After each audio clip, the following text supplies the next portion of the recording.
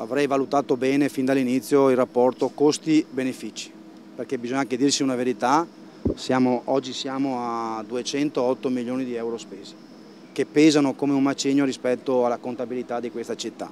Certo non possiamo tornare indietro, io non ho amministrato la città in questi ultimi 15 anni.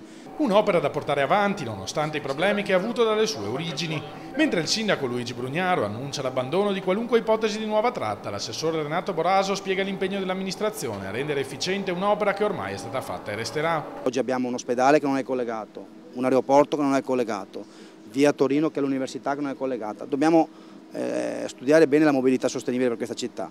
Certo, questo è stato un mezzo scelto e dobbiamo renderlo più efficiente possibile per la gente, perché comunque i soldi pubblici sono stati spesi, vanno rispettati e noi dobbiamo dare continuità. La data prevista di entrata in funzione della tratta Mestre-Venezia, che segna il definitivo compimento di un progetto durato oltre 10 anni, è il 1° settembre, ma se dovessero nascere ulteriori complicazioni, stavolta non si esiterà a prendersi il tempo che serve. Io credo che siamo entrati in un periodo dove c'è una maggiore e più grande attenzione, dovuta attenzione a quello che è il servizio che diamo ai nostri cittadini. Quindi noi non abbiamo nessuna fretta di cominciare l'esercizio, lo ribadisco.